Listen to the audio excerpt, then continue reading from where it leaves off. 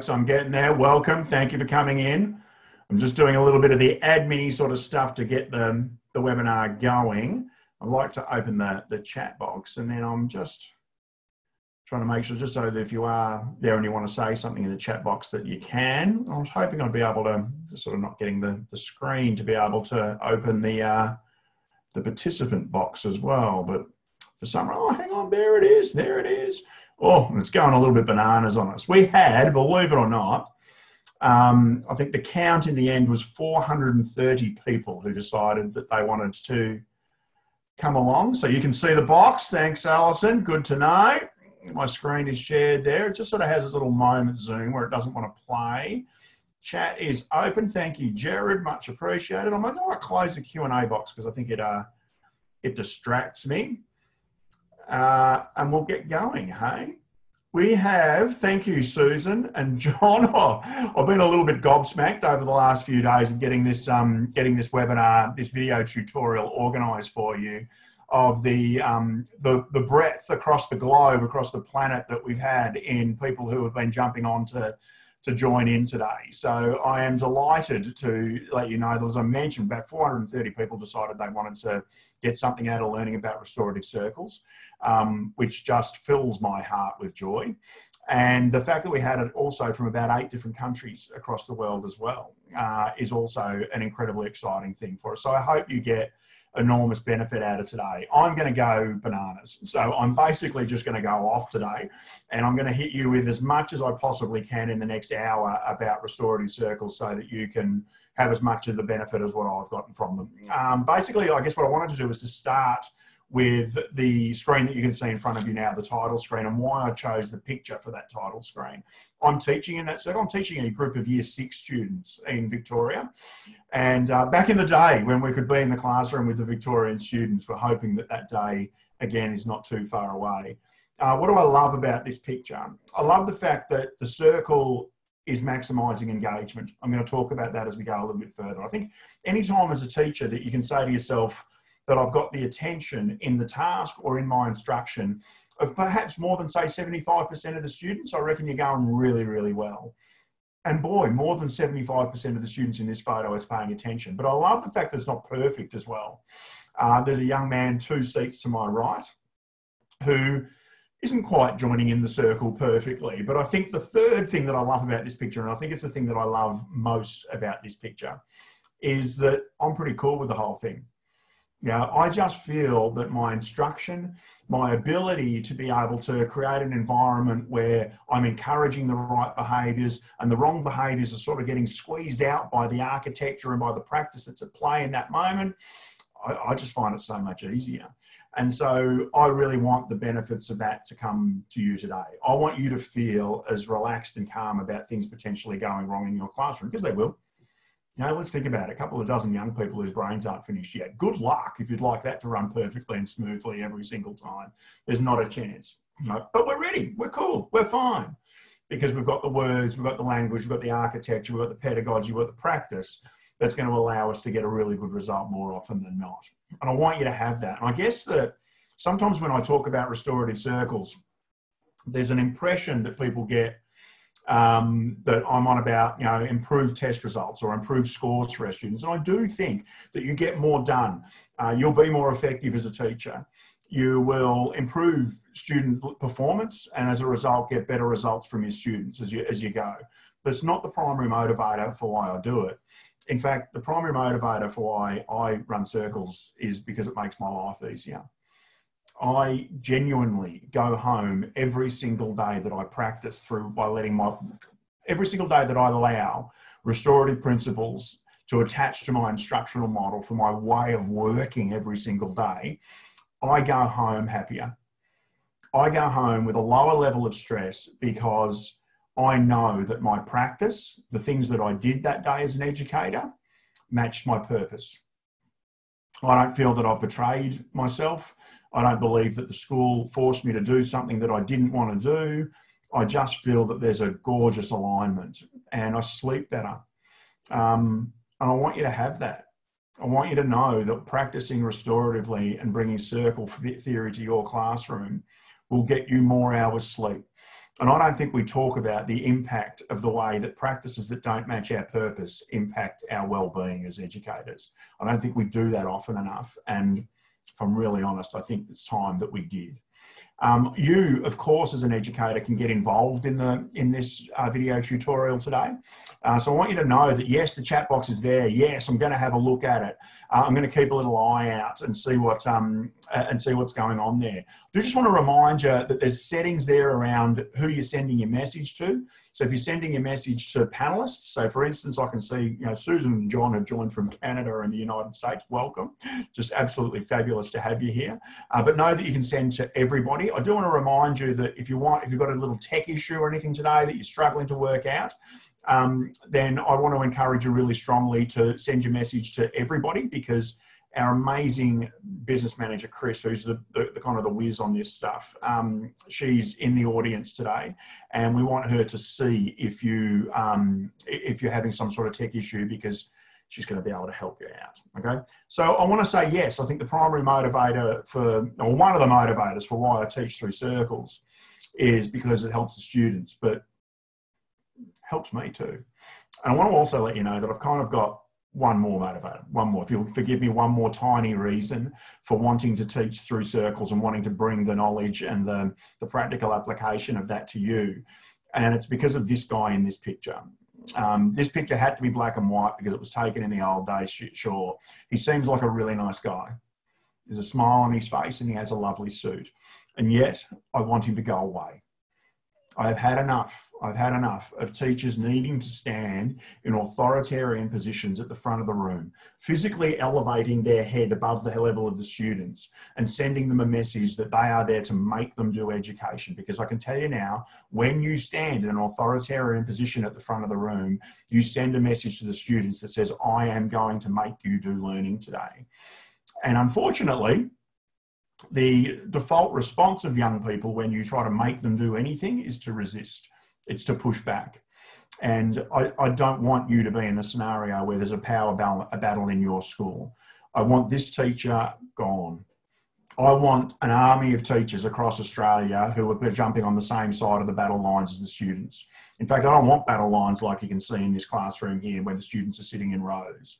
I want us to be able to see that even though we might be one of the students in that photo, we might have grown up with that as our prevailing pedagogy, that we do not have to, because we were building a picture in our heads at the time of what teachers do, that we do not have to be wed to that to life.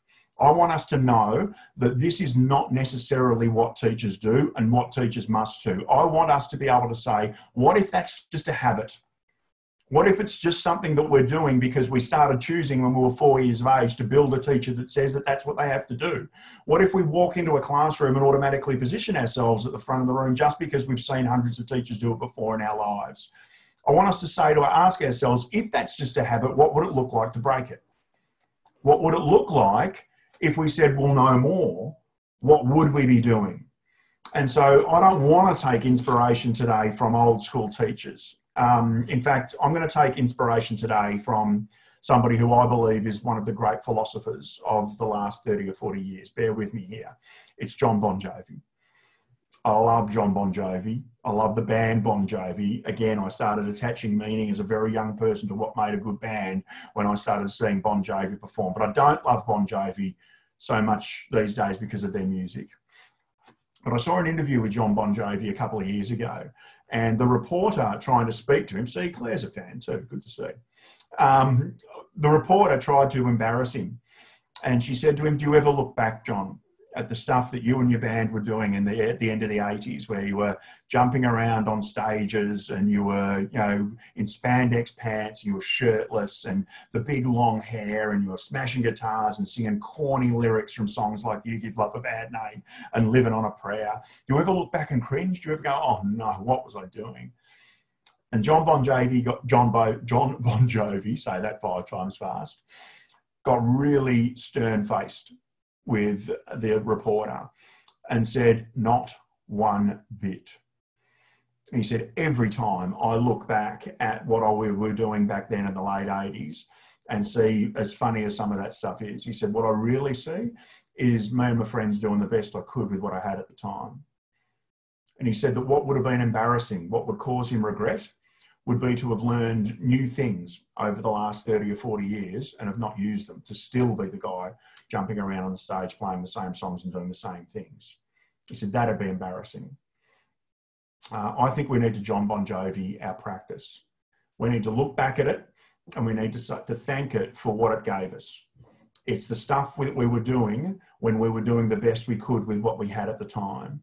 The embarrassment for me would come from learning an utterly new way to practice that narrows the gap between the way you work and the things you believe about working with young people, and still practicing the way that you've been doing in the past. I think that would be embarrassing. That would be a little bit shameful for me, to learn something new, to learn something amazing, and then choose not to do it. So what I want to do at the start of this webinar today, this video tutorial, is to first of all impress upon you that it's okay. It's okay to look back at some of your practice and say, wasn't my best work. But what it was me doing the best I could with what I had at the time. I was younger, I was less experienced, I was still just as flawed and human as I am today, and I'm doing the best I can with what I have at the time. So please keep that in mind as you go today. No shame about what we were doing in the past. We're just going to Jon Bon Jovi that shit, and we're going to say, you know what, on the other side of it, I'm going to create some new music. So let's get to work. What are you going to do? What you're going to do is you're going to implement 5 different types of circle in your work. Okay, so this is the master slide, people. So if you want to do something like take a screenshot now, or whatever it is you want to do to capture this, we can provide you this later on as well if you'd like it. But these are the 5 circle types that I have come to believe across about 20 years now of practicing restoratively, that cover off on just about every circumstance that I need to deal with in my classroom. Let me work you through them very briefly. The first one's a check-in circle. John, you're spot on. It's a journey. It's not about shame, blame, or guilt. Okay, we're all getting better at things as we go, and so we should. We're trying to model a little bit of lifelong learning. Let's begin with check-in circles. Check-in circles, the focus of a check-in circle, as it says here, is the present. We're trying to find out what's going on with our students. A teacher that I work with in the western suburbs of Melbourne calls it her social and emotional dipstick.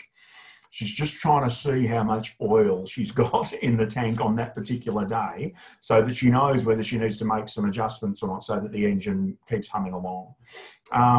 She tells me that she can run a check-in circle and find out where she's at with her students in 31 seconds. I haven't quite got it done that quickly, but I have got it down to many, many, many times. And in fact, I think my average is less than a minute for a check-in circle. I can get it done that rapidly. So I can have a group of students arrive with me, and I can say to them, everybody stand in a circle, please. And this is in fact what I did when I ran my very first check-in circle with a group of Year 6 students. They came, and as I got to the door, I didn't let them in. I just opened the door and I said, before you come in, guys, please dump your bag. We're going to stand in a circle. I need you to stand strong. Your feet are shoulder width apart. I want you to look down at the floor and think of 2 words that describe how you're feeling today. There could be 2 positive words. There could be 2 negative words. And they could, for emotionally intelligent people like you, be one of each, because you would know that it's possible to be hungry and interested at the same time. Think hard about what the 2 words are going to be that describe the way you're feeling today. Think for 10 seconds. Think incredibly hard, because you could be first. And then lift your head. I go, you, Mary. And she gives me 2 words. And I go, bang, bang, bang, bang, bang, all the way around the circle. I want to encourage you not to stop for negativity. This is not group therapy. This is checking what's going on with your students.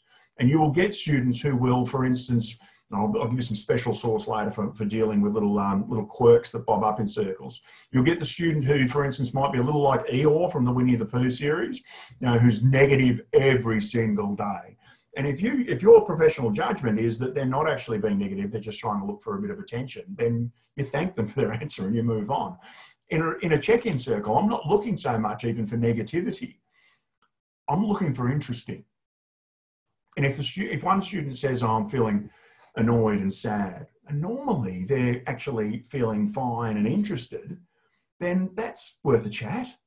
And my average in a check-in circle is that 2 students will say something interesting. There's been a change, something's going on here, and I want to know about that. So as we walk into the classroom and pick up our bags and grab our books for the first lesson of the day, what I'll do is walk over next to that student and say, hey, what was that all about? Oh, I had a fight with mum this morning. She was in a bad mood and so was I. Right, that's no good. How's that making you feel? You know, you said angry and annoyed. Yeah, that's right. Oh, that's not good. Anything I can do about that? Do you want to have a longer chat about it at recess? Yeah. And my experience has been is that 60 to 70% of the students will say, no, not really. Because the truth about checking in is that our students aren't looking to unload their problems onto us. They're not wanting us to fix their problems for them. They're just wanting us to know. They're just wanting us to care enough to ask. And I can get that really simple 1 or 2 minute moment at the start of a lesson, at the start of a day, done in such a way that I can find out how much oil each student has in their tank and make a couple of little adjustments. Because if I do, I can get them out of what we call a limbic or emotional state into a thinking or a neocortex state by the time I'm going to provide some instruction to them. Like I said, that was my first circle that I ran when I ran it, but pretty much using that language. And I intended to run it every Monday. I thought I'll run a little check-in every Monday.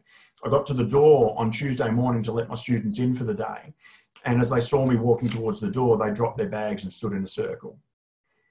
They were telling me how often they wanted me to ask, and it was daily. If you can make it happen quickly, it's not about group therapy. You can get it done nice and fast. You can get on with your day and you can make the adjustments as the day goes.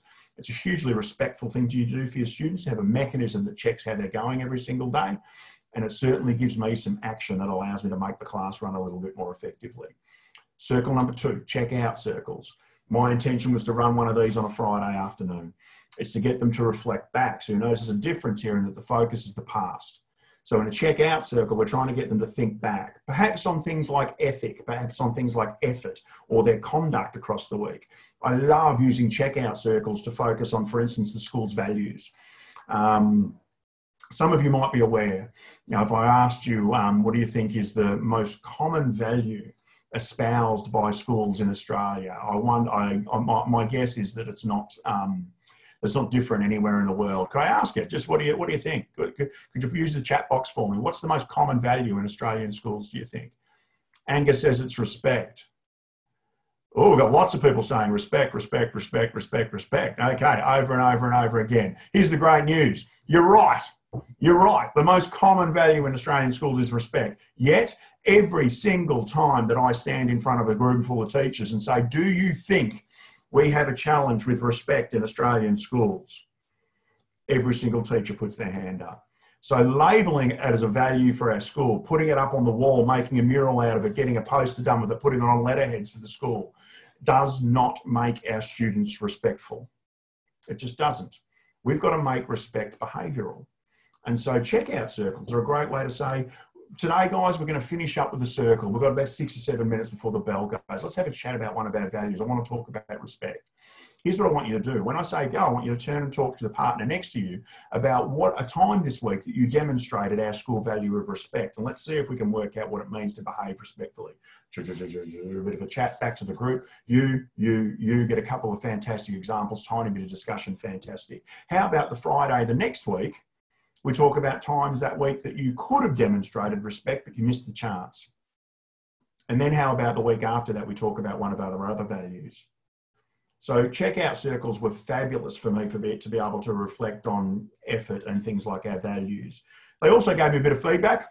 So I had a class, I was running out of opportunities for checkout circles by the end of the year. I was racking my brain for ideas.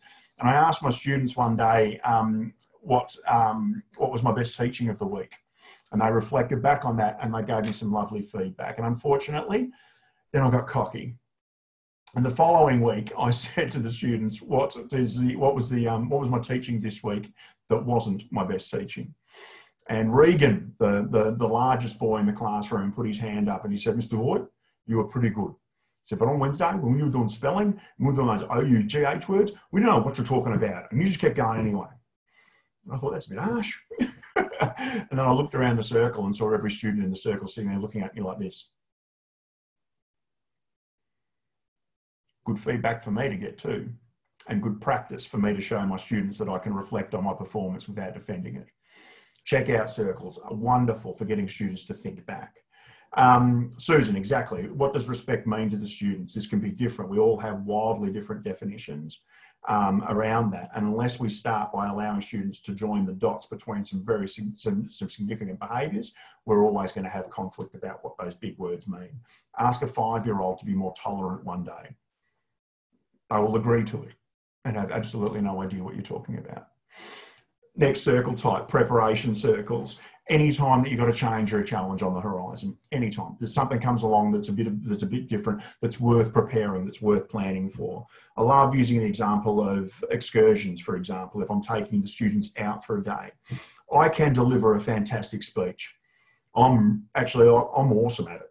I can stand on a coach and speak to a busload of 30 students, and I can give them 10 minutes about everything they must do that day and everything that they must not do. I will begin by reminding them all to take their drink bottles off the bus. Then I will tell them about how they're to speak to the referees in the sporting arena. Then I will tell them when they're going to have lunch. Then I will tell them that they need to get a buddy if they're going to go to the toilet. Then I'll tell them not to touch the vending machines. And I will give a list of instructions as long as my arm, and it is a significantly long arm. And then 70% of them will get off the bus without taking their drink bottle. Why? They're not listening. They're not co-creating the plan. But what I love to do instead is, before we get on the bus, is throw a big piece of butcher's paper on the ground and ask the students, what are the 3 things you want to feel today while we go on the excursion? And they'll say things to me like excited and happy and safe. Great. Now I want you to chat and talk to the person next to you about what are the 2 behaviours for each of those feelings that we would need to do to get it. And I would get their answers and put them on the piece of paper. And what do you know? In just a few minutes, in the middle of a circle, we have co-created a plan for an excursion that every single student has thought about before we even get on that bus. Awesome stuff. So preparation circles are fantastic for when something's, maybe you're going to be away the next day and you've got that class that kind of eats relief teachers. Hugely important to put yourself in a position where you give the kids a chance of succeeding by co-creating the plan for dealing with that change, by preparing them. The 4th circle type that I love to use is a response circle. You can respond to how you went on the excursion.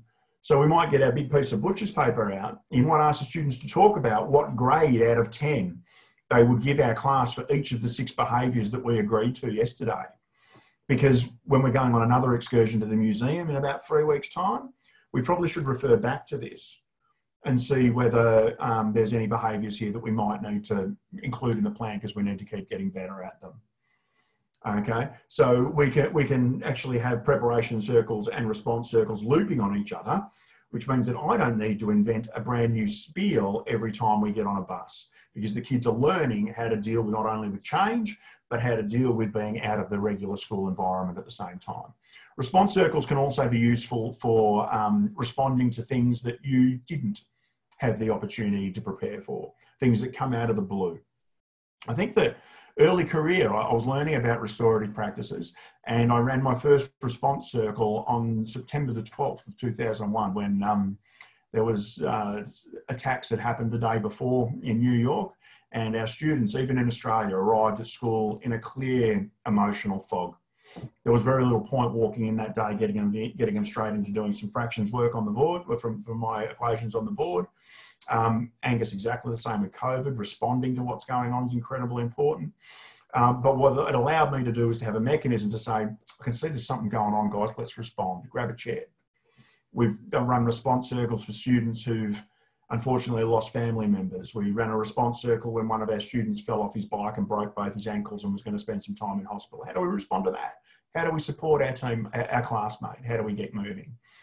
And then my favourite circles are learning circles. Now, I know that I should love, like my children, each of these circles equally, but I don't. I have a favourite, and it's learning circles. And I tell you what I won't do is dwell on learning circles right now. I think that what I will do is step into some principles that underpin successful circles and give you a couple of examples of learning circles as we go through that. Suffice to say around learning circles that when you allow these principles around working restoratively to impact the way you do teaching and learning in the classroom, for me, that's when you unlock the true potential in working restoratively. Working restoratively is not about reading the students a few questions when they do the wrong thing. Working restoratively is about allowing their experience of the classroom climate that you set, the school culture that you build, to create an environment where the most likely behaviours are kind, friendly, and dare I say it, respectful ones as we move forward. Okay, so let's keep going. Principles for success. I've got 5 of them for you. First one is that circles must serve your learning program. So what I don't want you to do is to feel that you have to run a circle because either you're trapped in a school that calls itself a restorative school, so therefore I'm going to have to squeeze a couple of these things in every week, or because I've come along to a webinar and this guy in Australia told me that I had to do some circles. That's not the point. You run circles for purpose, and the purpose is to make sure that the ship of being a learning environment goes faster. Okay, so circles have to serve your learning. So my ambition whenever I partner with a school to help them implement restorative practices is to never answer the question, Adam, how do I fit all these circles in considering I've got so many other things to do? Because it's the wrong question. The question that I want to get people in a school to ask me is, Adam, I can't think of another way to tackle, it's not even a question, I can't think of another way to tackle all of the stuff that I have to get through without using a few circles to get there. Circles will make your teaching more effective. It will make it more efficient. You will get through more and you will get through it faster if you are prepared to make a commitment to understanding that the first one might be a bit awkward, it might be a little unusual, it might be strange for the students not to be able to manipulate the environment to disengage in class. But if we can consistently say, I'm going to use circles because it actually helps me get through more learning, then you're going to start to create circles that definitely help you get through more learning. I never want you to do a circle because you feel like you have to and it's time. I want you to run a circle because it's of service to you, that there's a genuine purpose for getting that done. The second principle that sits behind successful circles is that engagement is everything. I really like this picture that has come out of the United States, this picture of a restorative school. And I love it because, as I mentioned in the title picture, that a high percentage of the students are genuinely engaged in what's going on in that classroom. There isn't an authoritarian teacher at the front of the room trying to make the students learn. In fact, the architecture of the classroom is kind of insisting upon the students that they do. They're involved. When it comes to engagement, I'm a firm believer that engagement can be defined by a handful of really simple words. It's any time in the classroom that a student is listening, speaking, thinking, or doing. That's engagement. And for me, I think that there is one enemy thereby of engagement in the classroom, and it's waiting. So there is a mechanism, a tool that a lot of people use when they run circles called a talking stick. And that means that what we've got to do when we're going to check in is we're going to check in on, I don't know, what you did on the weekend. And I hand the talking stick to the student next to me, and this student launches into a version of a TED talk that, just rambles on and on and on in a multitude of different directions. And if you look around a circle, what's the engagement level like as that TED talk starts to unfold? People stop listening, so their engagement level is gone. And then I ask people often, what's the engagement level like of the student next to me when eventually he or she hands that talking stick to the next person? Yeah, not much. They know that they're going to sit there while everyone else delivers their speech and that they don't really have to listen. So engagement level drops off as a result of this strange addiction that we have to turn taking all the way around the room. In fact, Simon and I at Real Schools have joked about having one day a Real Schools bonfire where we're going to burn all of Australia's talking sticks, not because the stick's evil, but because of the way that it's deployed in such a way that it destroys engagement in the classroom. Can I suggest to you this, that if you're going to have students say more than 2 words, that you should get them to turn and talk. Because that way, for a start, only one person has to listen to that TED talk. Okay, and it's not me, which is just fantastic. And then you can collect a couple of ideas and then you can move on with the rest of your lesson. So we do not want a situation where high levels of waiting are impacting engagement. Think about yourself. There's a place where there's a room that is designed for you to have to wait. It's called a waiting room at a doctor. And when you walk in there and you see that bad magazine from 1984 on the table and a broken television up there, and you know that you're settling in for a good 45-minute wait before the doctor sees you, how long is it until you fill the vacuum of that waiting by picking up your phone and having a look at what's happening there? Yeah, we refuse to do it. So asked to wait, we will fill that vacuum with a behaviour. And most of the waiting behaviours that we'll experience in a classroom are not desirable behaviours for the teacher or for engagement in the classroom. So eliminate the waiting and you can eliminate a vast tract of the negative behaviours that you might experience in a normal piece of instruction. Engagement is everything. The purpose of sitting in a circle is so that young people, for a higher percentage of time, are listening, speaking, thinking, or doing. And the third principle that sits behind success is that less really is more. And what I mean by that is that I want you to run smaller circles. I want you to actually go for the target of setting yourself some PBs, seeing if you can get them done, quicker than you had the previous day. And what I think will happen when you run less circles is that you'll do more of them. And then you're going to get the benefit of high level of engagement lasting in your classroom for a longer period of time. You see, the normal pattern of engagement might be represented by the graph on the screen here. We come into a classroom, let's look at those two axes there of engagement over time. We come into a classroom and engagement goes up because we say to the students, righto, you lot, pens down, eyes here, you too, Matthew. All right, so we make sure that engagement is high for that brief period. And then we go, today we're going to be talking about how you conjugate verbs, right? And immediately that we start speaking, engagement drops off. Sometimes it's active, sometimes it's passive, but I bet that you can think about a certain class at the moment. And if you imagine yourself standing at the front of that class, getting their full engagement and then beginning to provide 15 minutes of instruction on how you conjugate verbs, I bet you can think about who the 3 students are who are going to stop listening first. And that meanders downward and slowly, that notion of, this is the wrong analogy these days, but disengagement becomes viral. It spreads across the class to the point where they've only got a handful of students finished listening, but we're still not finished our engagement on our instruction on verbs. So we've just got to keep talking and talking. We meander through until we finally finish this, oh, thank goodness. Go back to your seats. There's a worksheet there for you. You need to put your name at the top and then get to work. And so each student stands up and they go back to their seat. Engagement goes right up again because they get that worksheet and then they write their name at the top. Every single student is engaged at that point. But then the first 3 students who didn't listen the first time stop listening, and that disengagement starts to spread across the rest of perhaps a 50-minute period.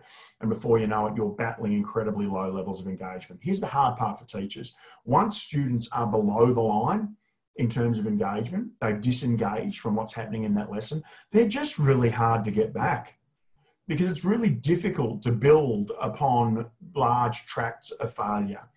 What I would prefer instead is that you build upon small chunks of success. So these first 3 principles for me pull together really neatly in a really important story that came out of me working with a wonderful school in Melbourne in Australia called Monmouth Primary School. And they set me up, cruel, horrible people that they are. They said, Adam, we want to see how you run these learning circles. I said, sure. And we'd like you to take our year 5-6 group. And I went, okay. And I knew that this was the group that they were struggling with in that school. I went, okay.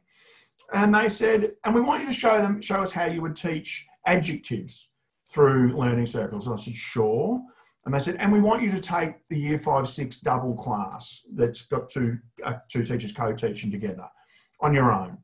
Right, so now I've got a class of 50 students that I'm going to work with. And we want you to do it on Thursday afternoon on a 38-degree day. Now, for those overseas, I'm pretty sure that puts us up in the, well over 100 degree. So these students came back in after lunch sweating and stinking. And I thought, how am I going to get this done? So before they walked back in, I caught them just as they were coming into the cool there was a foyer area before they hit their classroom. I said, afternoon, everyone. I know that it's a really hot day, so I'm going to respect you by not getting you to clump together on the floor or cram into the desks in your classroom at the moment. I want you to just take a little bit of air, and I want you to stand in a circle for me. Your feet should be shoulder width apart so that you can stand comfortably. And my promise to you is that I will only speak to you for the next 3 minutes at the most. Can you do that for me? And what happens is that students, when you tell them how long you're going to provide instruction for, kind of buckle in.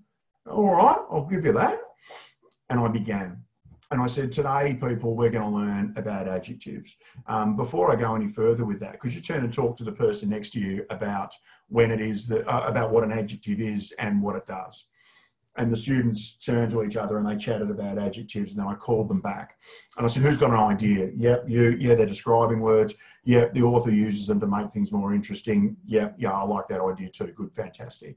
The next thing we're going to do today is I want you to have a bit of a think about what adjectives you already know.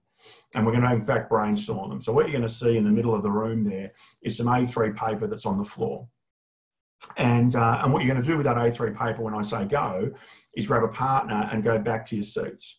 And you're going to start to brainstorm as many adjectives as you can possibly think of. I'm going to give you 6 minutes to do that. And then I'm going to give you 1 minute, because I'm going to give you a 1 minute warning as I wander around the classroom. And then I'm going to give you 1 minute to highlight for me in yellow the 6 very best adjectives that you have come up with. And then I want you to bring them back to the circle when that 1 minute's up. And they said, well, okay. I said, sorry, before you go. And I looked at the female student standing next to me. I said, have you been to the movies lately?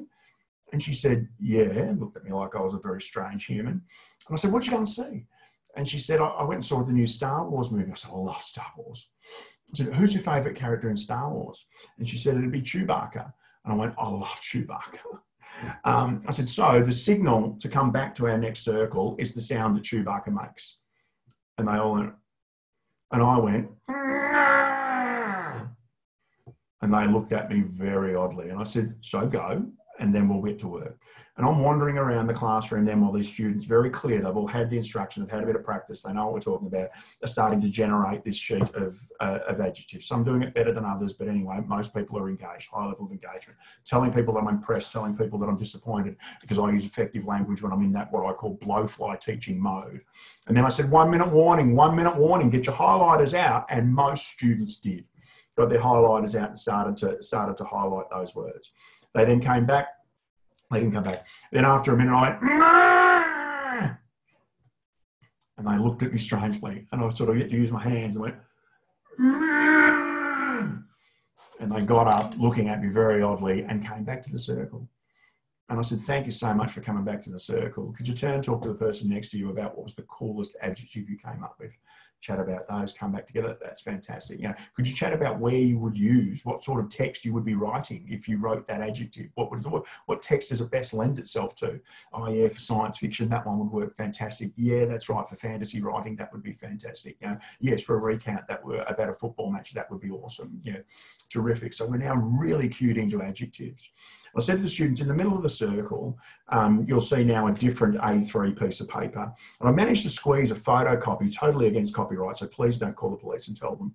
So I've managed to squeeze 4 double pages of your class novel that you're reading on there. It's set in the Old West in America. And I want you to have a think about what's been going on in that novel. When I say go, I'm going to get you to grab that piece of paper and with the same partner go and sit down. And with the same highlighter, I want you to highlight any adjectives that you find in those 8 pages of text. Before you go, turn to talk to the person next to you about what sort of adjectives do you think you'll find in a text about the Old West in the United States of America. Back they come, couple of ideas. I reckon you're right. I reckon we're looking for words like that. Yeah, fantastic. Oh, by the way, you'll get a 1 minute warning. And then again, you need to change highlighters to blue and highlight the coolest adjective out of the whole 8 pages before I call you back to the circle. And they said, okay. And I said, how will you know to come back to the circle? And 50 students went, and they came back to the circle. I reckon across the course of that lesson, as you can see by the graph on the screen, I ran about 7 learning circles. By the time I had run about 3 or 4 circles across the lesson, one of the teachers, a graduate teacher, so the 2 teachers who owned this class were a co-teacher, a graduate teacher and an experienced teacher. And the graduate teacher walked over to me next to me. She goes, okay, I get it now. I said, all right, what do you get? She said, I get why you do this now. And I said, why do I do it? She says, you do it because it's easier, don't you? I said, yes. I could not think of anything more horrendous than trying to cram 50 sweating, stinking 12 and 13-year-olds into a small space on the floor while I talk to them about adjective for 15 minutes. That doesn't sound easy at all to me. But because I only provided a short bit of instruction, a short activity for them to do, and then gave them a clear cue for how to come back to the circle, then I was able to build upon, not perfection, because certain students do drop off a little bit here and there, but I am able to build upon mostly success. And the reason that my lessons are easier when I operate this way is because I just don't allow my students to get below the line. There's some questions there about transitioning, and there's a whole, I want to point out today that I'm teaching you one tiny component, working through circles, of a huge restorative framework. And so we have techniques, Mandy, around being able to use what we call effective language, effective interactions. I want to point out that that's affective language and affective interactions in order to be able to address those little micro behaviours that occur in the cracks when students don't do everything we want them to do. But what I do know I'm doing is I'm creating a normality around the way that we're moving in the classroom that sweeps up most students. And the other thing I am doing is, like I mentioned, is I've got some linguistic and some technical things that I do in order to address behaviours when they don't work out the way that I want them to do. Yes, teaching for me is easier when I keep my students engaged. Yes, keeping my students engaged is a matter of deploying circles as snappily and as swiftly and as nimbly as I possibly can in the classroom. Principle number 4 is the position is everything. A little bit like a real estate agent when they tell you that it's all about location, location, location. When it comes to restorative circles, we're talking position, position, position. If you are working with senior secondary students and they're, for instance, great at being able, you might want to run slightly longer circles with those students because they've got a longer attention span, then you might bring an anchor like a chair out, unless you're sitting chairs. If they're, the key point here is that if they're in a chair, you're in a chair. Students from about middle years, so say from years 5 to year 9, I find standing circles work incredibly well with them, and I often talk to them about what's the, how you stand strong, and I teach them that. It's a bit of a martial arts technique so they can stay comfortable, but also anchored, also centered and grounded at the same time. So I use that, and for some of the younger students, we'll do sitting on the floor, or even, as you can see me here working with a group of 5-year-old prep students, we might be lying on our bellies. And the thing I ask again around the positioning here in the circle is, what's the engagement level like of the students that you can see on the screen? It's pretty good. And I love this picture for the intense engagement they have for the terrible cartooning that I'm doing. I love this picture a little less because it's letting me know about the train wreck that is my hair. But, I figure if I can't see it, it's not happening. Mostly, I just love it because these students are paying attention. They're getting it. Whatever it is that we're talking about, whatever it is that I'm drawing, whatever it is they're thinking, engagement defined by listening, speaking, thinking, or doing, almost every student that you can see in this situation is doing it. And it's not because of anything special that I'm saying. It's because I'm doing education with them. When I put myself in the same position as them, by getting my big body down and lying on my belly, or sitting down with my legs crossed, or standing when they're standing, or sitting on a chair when they're sitting on a chair, I tell them through my architecture, through the design of the architecture of that instruction, that we're doing this together. We are on the same side. When we're on the same side, I just don't get as many resistive behaviours. And that means that I'm able to focus on the content of the lesson and focus intently on every student who's there, who's present, making genuine progress. I think I saw a question about, yeah, Claire, we did talk about walk like water to be able to do transition. And I got a question, I think I saw one about secondary students. These work brilliantly with secondary and high school students. One of my favourites, I've had a year 9 class where we had a history class, and we, at the end of the history class, the beginning of a unit of work for history, I asked the students, we were going to do, I think it was ancient Egypt, as a unit of work. And so I asked the students to stand in a circle for me. We're going to be here for just a few minutes while I set you up for the next 5 minutes. And I said to them 3 questions that I used in the circle, and I used a tennis ball. And I said, I first want you to tell me what you know about ancient Egypt already. And I threw the circle, the tennis ball went around the circle, and they gave me some answers. I talked about pyramids and sand and heat and pharaohs and hieroglyphics and things like that, things they already knew. And then I asked them a tough question. I said, what do you not know? What do you not know about ancient? Do you like to find out? I said, because I'm interested by those hieroglyphic things, but I have no idea how they were communicating through pictures of birds and eagles and cats. I got eyes and things like that. But I like to know. I don't know yet, but I want to know. And they said, well, you know, I want to know how the pyramids got built. I want to know how they did farming. I want to know how they ate. I want to know about their system of beliefs and how that worked. Yeah, fantastic. And then I asked the students the third question, which was, how do you want to demonstrate your learning? Yeah, and I got ideas around dioramas and PowerPoint presentations and putting on a play for the early years students, and you know, all these crazy ideas. And I was just pleased that I didn't get, you know, can we go on an excursion to Egypt? So I didn't even have to choose all of them. I just thought one of them fitted that could work reasonably well for the subject. And then we got in and got to work. And when I ask teachers about that circle, and sometimes we demo it when we do our training around restorative practices, I ask them what was achieved in that 4 or 5 minute circle. And they tell me that prior knowledge was achieved, that gaps in learning and curiosities were established, that task selection was something that we did together. They tell me that our assessment capabilities have not been compromised. And it's true, because it's far easier to assess a piece of work that the students complete than one that I've tried to make them do and they've got done in a half-assed kind of way. And as Melissa points out, we've got student voice elevated. We are doing education together. And I can tell you now that that 5 minute circle assisted greatly in terms of student engagement in the task and in the topic over the next 5 weeks, because we co-designed our approach to learning about ancient Egypt together. Incredibly effective with students in senior and high school classes. And I have a hunch, it's hormonal, that what happens as those students hit this point is that they're testing the barriers of the world to see where they belong and who they are within those barriers. And what we do when we work with them is we remove barriers. You know, this isn't about trying to see what they can get away with anymore. It's seeing how they can fit into a social structure where they can make their contribution and be themselves. And that's what circles allow me to do. It's an incredibly motivating thing. And then the final thing that I want to do is to let you know that another principle for success is to be both scheduled and flexible. If you're younger than me, then the picture on the screen is going to make no sense to you, but it's an old TV show called The Odd Couple, and they had Felix and Oscar. Felix scheduled, you know, to the point of anal. And yeah, Simone got it. I'm glad I'm not the only oldie in the audience today who understood who these people were. Your check-in and your check-out circles, please schedule them.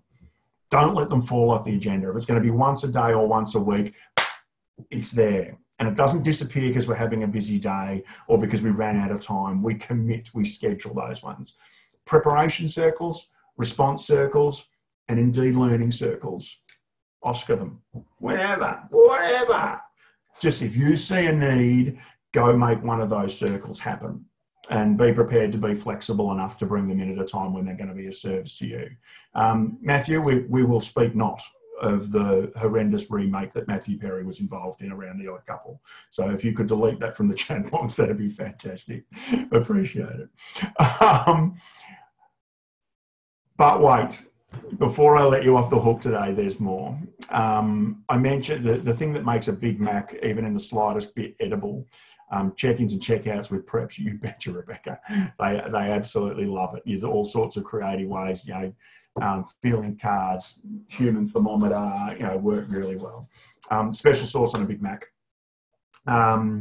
The little things, the little ingredients that come together that make it edible, that make the whole thing click. So I'm going to give you 7 things that you can do right now that will allow you personally, but also your school to be able to step forward and get a better future after the time investment that you've made today. These are my special sources. So if you want a number thing you can do, number 1 is to take a screenshot if you want to right now. I'm going to give you a way that you can get a lot of these special sources in just a minute if that's not possible for you with the device that you're on. But the 2-word limit that I mentioned before, if we're going all the way around the circle, I don't want anyone saying more than 2 words, otherwise it takes too long and you won't want to run circles. Turn and talk instead is a great way if we need to have some conversation to make sure that happens. Providing think time, look at the ground for 10 seconds, think hard, because point number 4 there, you could be first. We want the students alert and aware and thinking because that's the way we can keep them engaged. Code word. words, whether it's Chewbacca's noise. I think someone else mentioned a minute ago the idea of code words and how they can be used. I had a fabulous teacher use Spider-Man as code word for his classroom, and the students knew on Spider-Man they had to come and get in the circle within 20 seconds. Nobody drowns means if you do turn and talk, and the two people on that side of me turn and the two people on this side of me turn, and I'm on my own and I'm drowning in a sea of loneliness, then the people in the classroom know we don't let that happen here. And we invite them into our boat because the three of us can talk. That's absolutely fine. Avoiding word contagion. So there's some little things that you can do. If, for instance, you ask students at the start of the day in a check-in circle, how are you feeling? And the first 7 people tell you they're bored, there's a high likelihood that with contagion around the word is going to spread across the rest of the room. So the first kid, we can stop and we can go absolutely bananas at everybody who's copying. Or we get the first kid who says, oh, I'm feeling all right. You go, good word. Thanks for that. Thanks for that. So you pour your attention in a circle towards the good, the desirable behaviours, and we remove it away from the less desirable behaviours. Dealing with deliberate negativity, that's around the effective statement stuff that I spoke about before. Standing strong, I find, is a great way to provide anchors. Chairs are also useful if you think you've got time and you're going to run a circle of some sort of substance and it's worth pulling a chair together. And then I do want to point out that there are times that you don't use a circle. So circles lend themselves to collaboration really well. Less good for demonstration. Circles are an architectural design to get a certain behaviour from the people who are participating. But for instance, if you're going to design a new cinema, you would not design a cinema in the round with people sitting in a circle. Too hard to see the screen. Too hard to see the screen. So for things like demonstrations, it's fine. Put them in rows or sit them down on the floor, or have them in a position where they're all able to see it. But if we're going to talk, if we're going to get something done together, then my default is to put them back into a circle and to bother to do the training of the students to be able to even do a little bit of movement, do a little bit of furniture moving if I need to. Stephanie's asking, how do you battle not having much floor space? I always say to you, one of the things that's important around circles is to be circle-ish. So if it's not a perfect circle, if there needs to be some tables in the middle while the students stand, then do what you need to do to get circle-ish. It doesn't have to be a perfect circle. I think the principles of a circle can hold up on an oval or just a strangely shaped blob if you really need it to. It's better than doing it the other way. The other thing I would encourage you to do, Stephanie, is to occasionally, maybe on a Friday afternoon when everybody's gone home, stand in the corner of your classroom and just look at the room and think, how do I want my students to behave in this classroom? How do I want them to conduct themselves? And then ask yourself, yeah, it's a squircle, they work too well too. And then ask yourself, how does the architecture of my classroom make that possible? And sometimes I've had teachers down and go, those 2 big cupboards, they got to go. I can find another place for them. That teacher's desk, the way it's positioned there, that's got to go. So there's often a little bit of room to find yourself asking, how can I manipulate the architecture? I think that as teachers, we sometimes underestimate the control that we have over the context, the scope that we have to make changes in the way that our classroom is set up, and try some stuff and see if it works for you. Some special sauce there, help yourself. Here's a handful of other things that you can do to get moving from here. Number 1 is that we're going to send you a link after this webinar today for the next webinar that we're going to run. We're going to run these weekly, every Wednesday afternoon, sort of Melbourne, Australia time, Eastern Seaboard time. And the next one's for school leaders around defining and leading school culture, how you can get intentional and conscious around that. So we're going to send you a link to be able to register for that. You should register. It'll be a lot of fun. The second thing you should do is have a think about getting the full picture of this. Now, we've got a book out at the moment that I've written called Restoring Teaching. If you head to the Real Schools website, you'll see a link that's there. Simon's put it up there for me. So if you look in the chat box, there's a link there for Restoring Teaching. And you're able to buy that. We've been shipping that right across Australia over the last few weeks. We haven't actually even officially launched it, but it's taken off a little bit, which is really exciting. And we've been sending copies overseas as well to many different countries too. If that's something that interests you, just click on that link that Simon's put in the chat box. If you're watching this as a recording later on, just head to realschools.com.au, look under the books tab, you'll find the tab for Restoring Teaching and you'll be able to get your hands on it. Handful of other things you can do. Amy Green, our Associate Director in charge of Teacher Education, has developed what we're calling Real Schools Academy. These are a series of 6-week courses 6-week, a new video every week, 3 different types and 3 different levels of reflection questions, resource sheets that help, and it's all to do with really practical things that help teachers within the classroom. Now, chiefly, we have established these to help teachers that are new to the profession. So we have a graduate academy for teachers in their first year. We have an establishing faculty for teachers kind of years 2 to 5, but they can work, for a variety of different reasons. And we have a leadership faculty for people who are looking to prepare themselves for formal school leadership. 6 courses in each, 18 different courses, and each course you can enroll in for $175 AUD.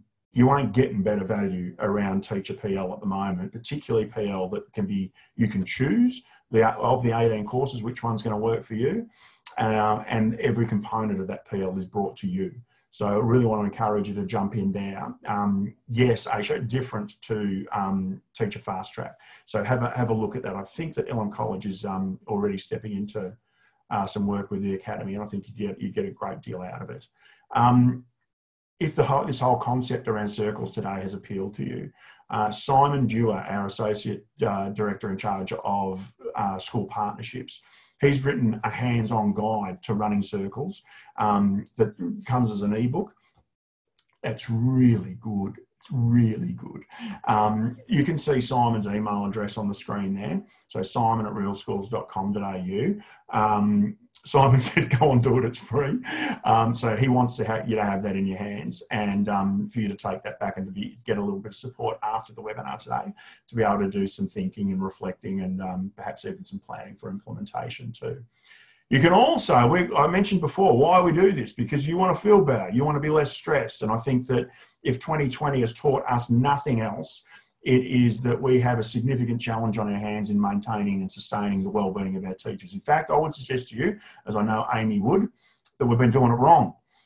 So we've established, or Amy has established, quite extraordinary, these teacher wellbeing partnerships that as an individual, you can be sent a new video and new resources and become part of a community every single week. I'm not talking weeks of the school year, I'm talking 52 weeks of the year. A new prompt that will help you to be able to elevate, but also include self-care in our work through 5 different domains. So Amy's been able to identify that one of the problems we have in schools is that wellbeing is always one person's responsibility. And that what we need to do is to get to the point where it's everybody's responsibility. And these resources that are going to be distributed as part of our teacher wellbeing partnerships are about making sure that everybody can contribute to a collective wellbeing in your school that can survive even something as crazy as the COVID-19 dilemma has brought upon us this year. But you know what, if you're not quite sure whether you want to sign up for that, then you should be aware that tomorrow evening here in Australia, Amy is going to be running a webinar about teacher wellbeing and how we can get to the heart of doing something significant in this space and making sure that it's no longer an anchor on your school's progress. So if you, I think Amy's going to put, yeah, she's put it in there. She's put a link there that you can use to register for that webinar tomorrow. Remember, as with all of our webinars, if you can come along, fantastic. That's the best way to get hold of this knowledge. But even if the time zone and commitments that you have in life and work don't allow you to do that, for our people overseas, commitments to slumber don't allow you to do that, register anyway. Register anyway. You can find the links to be able to register on the Wheel School website if you are watching this as a recording. And I think that will do.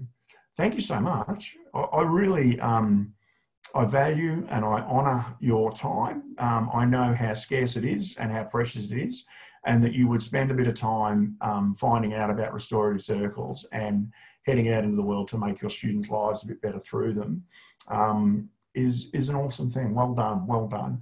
If we can help at all, info@realschools.com.au, the phone number's there, and the website's there for you to check out what we're doing and how we might be able to help your school. I know that a lot of schools at the moment are planning for 2021, and we would love to be a part of that plan too. Thank you, thank you, thank you. I'm seeing all of those little morsels of gratitude come through.